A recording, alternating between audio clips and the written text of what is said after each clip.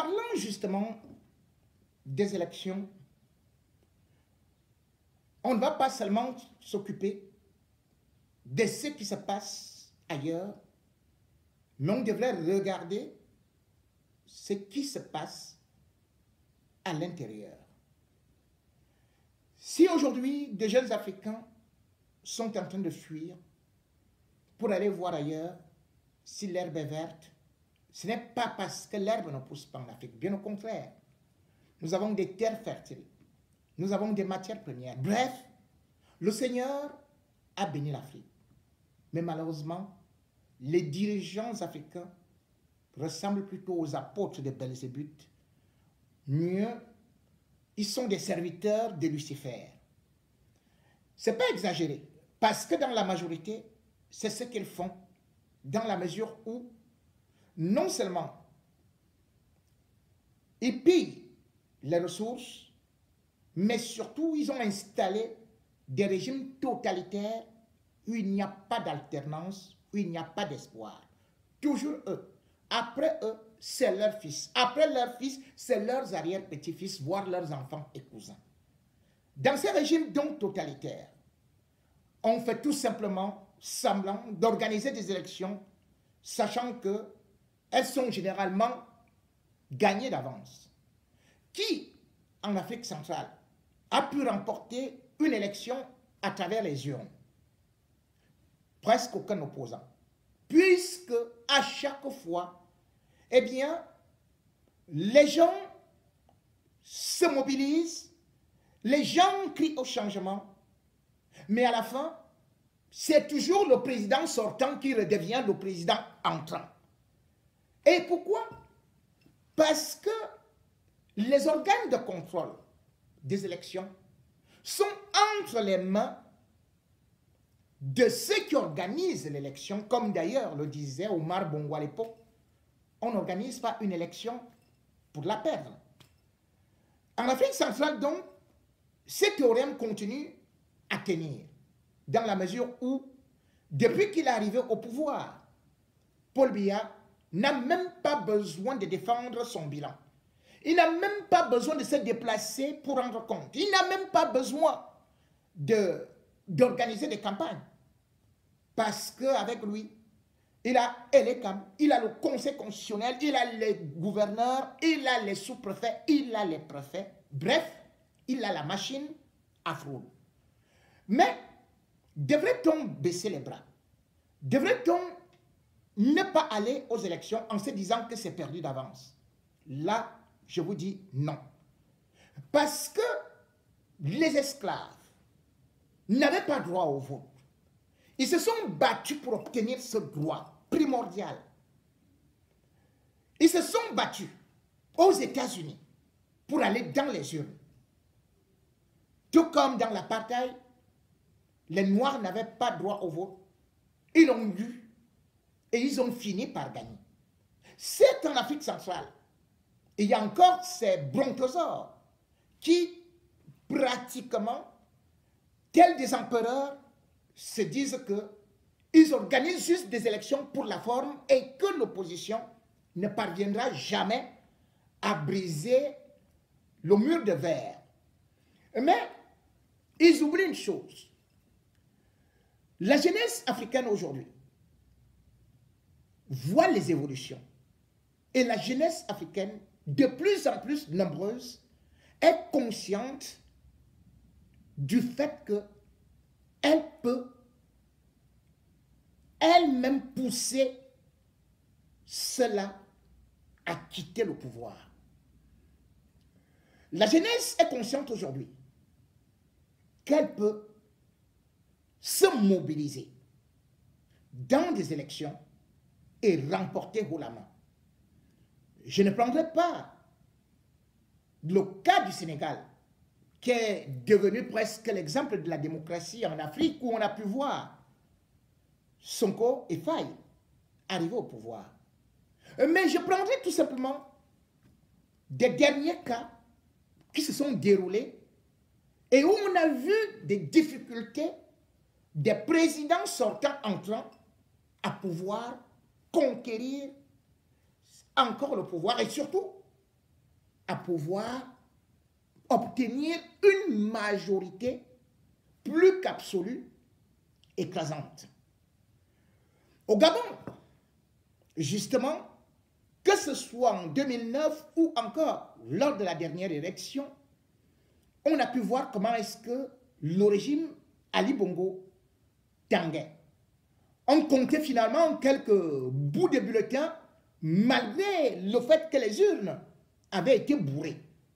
Mais néanmoins, Ali Bongo, devant lui, avait trouvé garçon.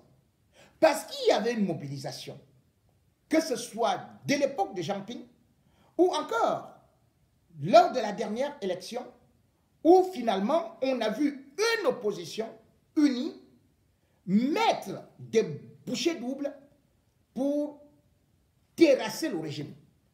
Même si l'élection présidentielle a été donnée favorable à Ali Bongo, mais au regard des tensions qui s'apprêtaient, au regard des revendications post-électorales, l'armée a été obligée d'intervenir. D'où les coups d'État d'Oligui Nguema. Si les Gabonais n'étaient donc pas allés à l'élection, Oligui Nguema n'aurait jamais pris les armes, n'aurait jamais renversé Ali Bongo. Mais ayant constaté que la population gabonaise voulait le changement, le général Oligui Nguema, bien évidemment, a profité de ce vent de changement pour renverser finalement le régime brinque-ballant qui était là dans la dynastie de père en fils jusqu'au petit-fils. L'exemple du Gabon peut aussi interpeller les Camerounais, à savoir que si au Gabon, après 55 années de règne, il y a eu le changement, pourquoi pas de changement au Cameroun en 2025? Si au Gabon, là il y a une population de 2 300 000 habitants, on a pu trouver un Oligui Nguema. Au Cameroun, là il y a 30 millions d'habitants. Ne peut-on pas trouver 5, voire 10 Oligui Nguema? Et même si ce n'est donc pas la révolution armée, est-ce que cette jeunesse ne peut pas elle-même protéger ses votes, protéger ses choix et dire au régime Biya, ça suffit? Quelle est donc la campagne qui se passe actuellement, que ce soit à travers des réseaux sociaux, avec d'ailleurs le petit frère que je continue encore à féliciter, Ngachou, qui essaie de faire de la mobilisation, et bien d'autres qui sont dans cette lancée de mobilisation pour les inscriptions sur des listes électorales.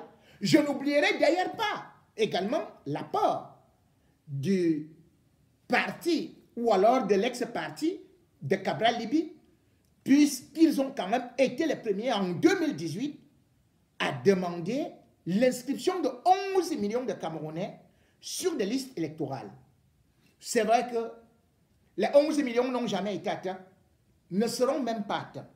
Ils ne seront pas atteints parce que Elekam ne fait pas son travail et veut limiter la marée. Comment comprendre que Elekam, qui a été créé depuis 2006, n'a pas encore réussi à atteindre 8 millions d'inscrits sur des listes électorales, malgré des campagnes, malgré les mobilisations, malgré les sensibilisations et malgré les moyens qui sont débloqués? Qu'est-ce qui se passe? Eh bien, Elekam, le 27 juin 2024, a donc sorti des chiffres qui vont vous faire sursauter. En fait, c'est le conseil électoral d'Elekam à Yaoundé qui va nous donner les chiffres. Ces chiffres sont donnés par le docteur Eno Abrams Egbe. Il est le président du conseil électoral d'Elekam. Et il félicite le directeur d'Elekam. Le directeur d'Elekam, il lui dit ceci: je vous félicite, monsieur le directeur, pour le management magistral de vos équipes opérationnelles avec un fichier électoral non toiletté qui s'élève, écoutez bien, à 7 823 434 électeurs. Je répète, le fichier électoral non toiletté au premier trimestre 2024 s'élève à 7 823 434 électeurs. Mais de qui se moque-t-on? De qui se moque-t-on? On félicite le directeur de l'ECAM pour ça là. Mais il y a 30 millions de Camerounais. Et les Camerounais devraient inscrire 15 millions d'électeurs. J'ai dit bien au bas mot.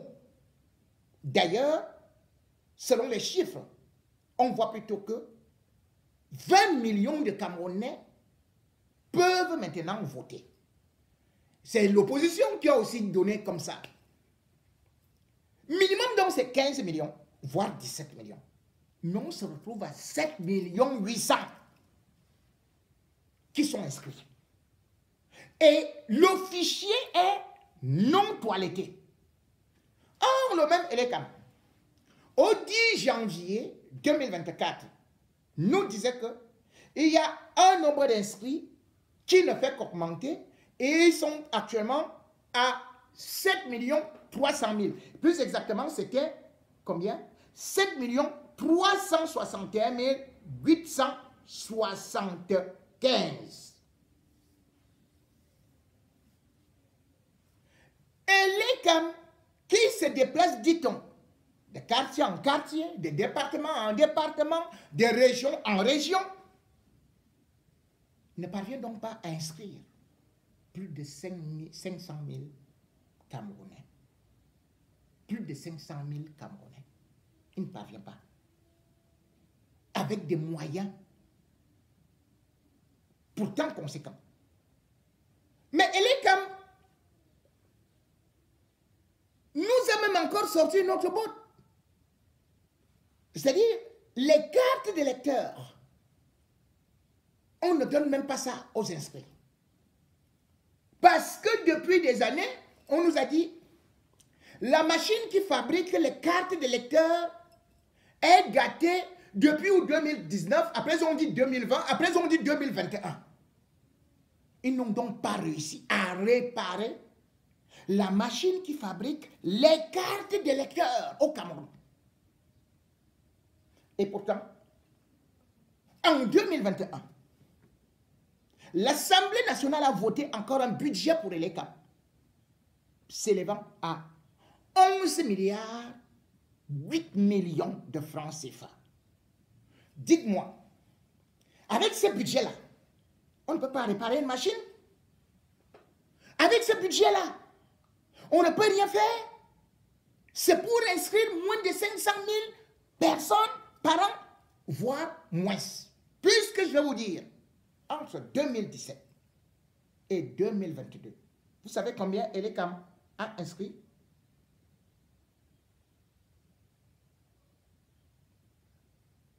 Entre 2017, suivez-moi bien, l'ELECAM n'a même pas réussi à inscrire 500 000 nouveaux électeurs. Entre 2017 et 2022, même pas 500 000 inscrits dans le fichier électoral. En 2018, l'année de l'élection, la dernière, et l'ELECAM n'a inscrit que 275 000 nouveaux électeurs. 275 000.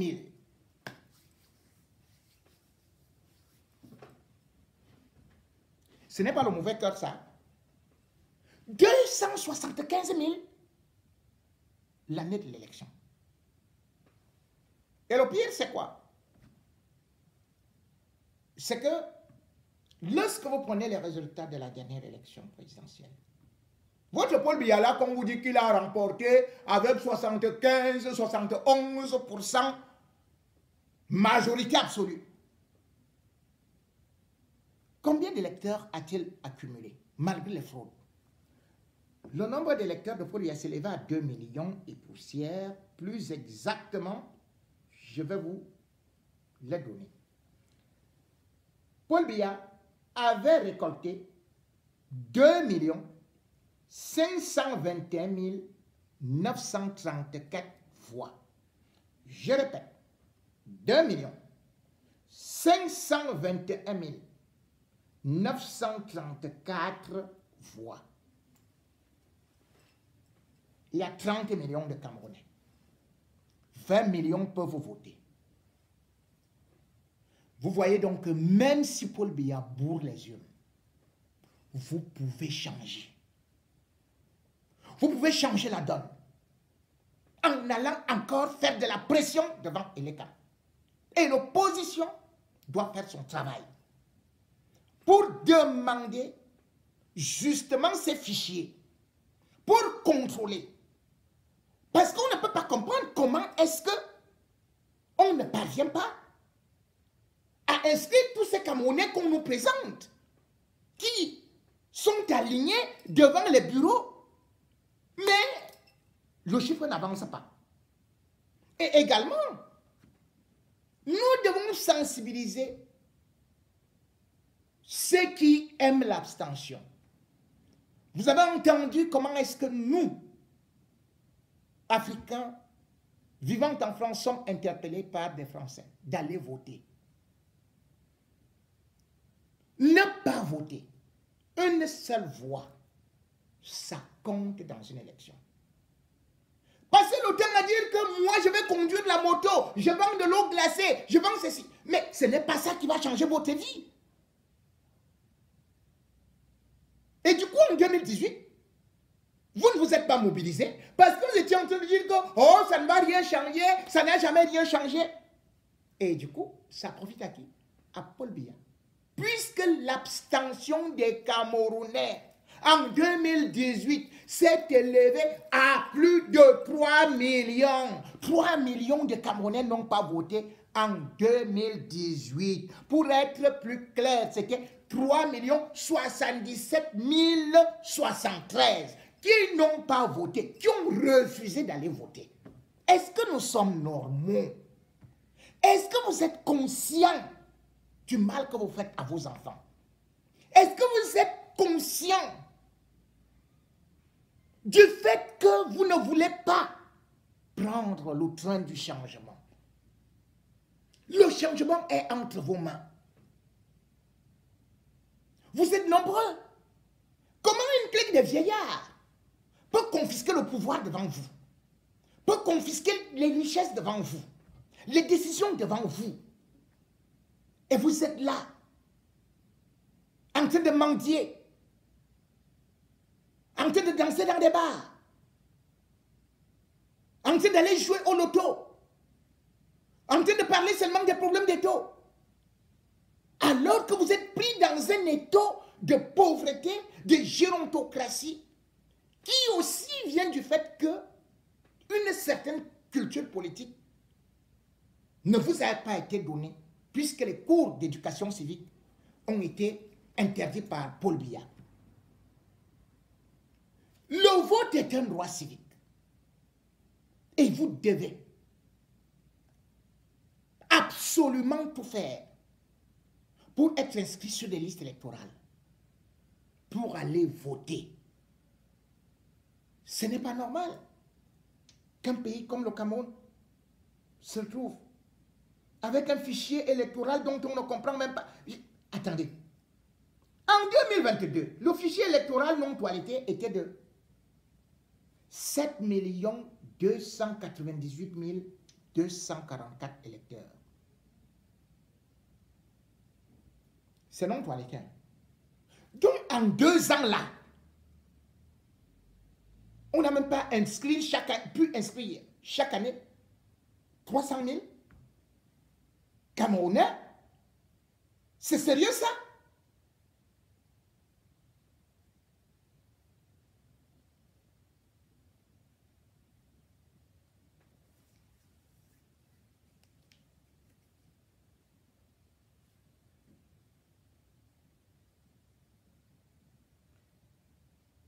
Si donc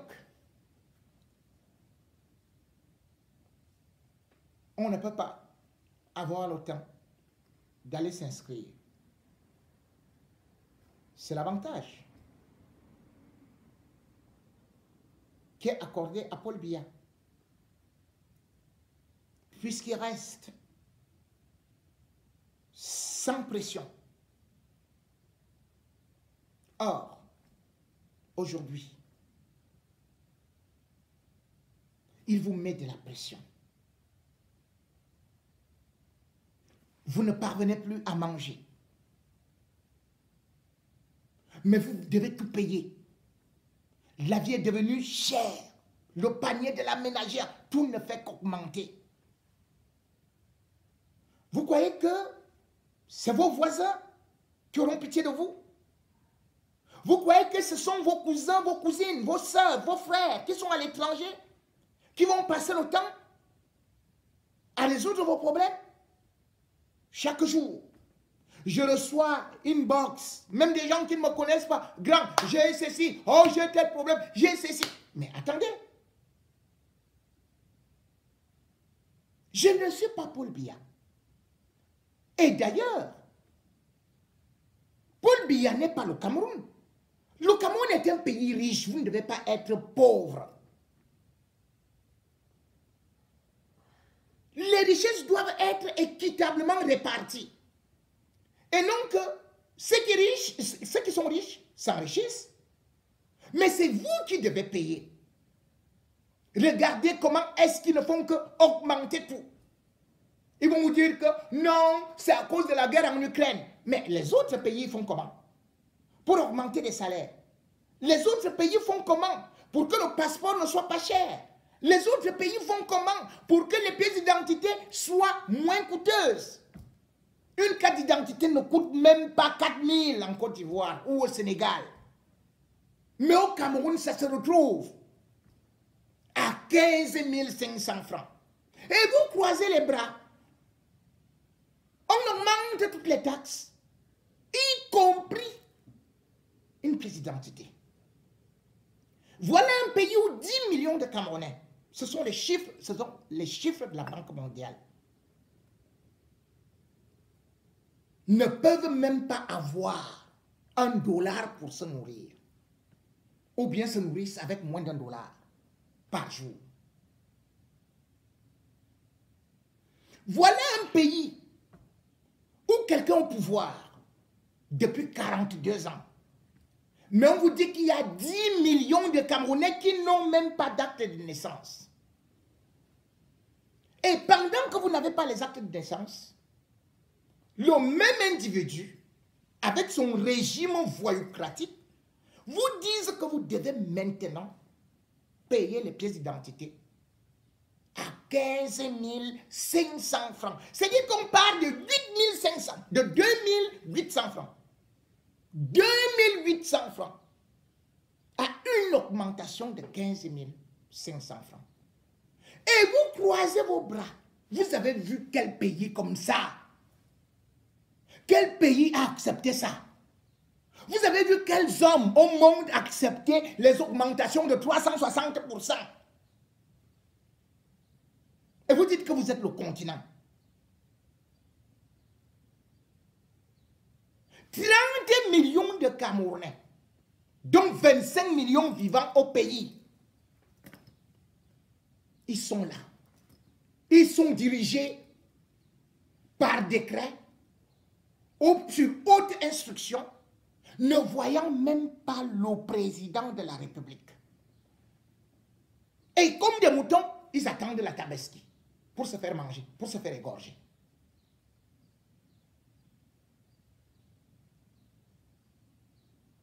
On se sert du peuple, comme du bétail.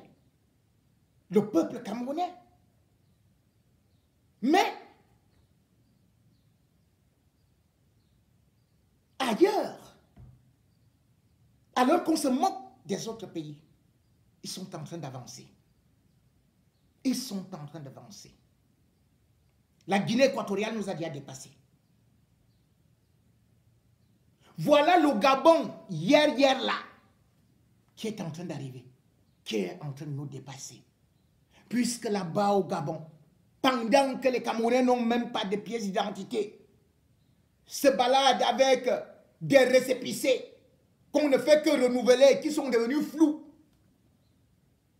Aujourd'hui, au Gabon, la carte d'identité est devenue gratuite. Une vraie gifle au peuple camerounais. Une vraie humiliation, une vraie leçon qu'Oligui Nguema vient d'infliger à Paul Biya.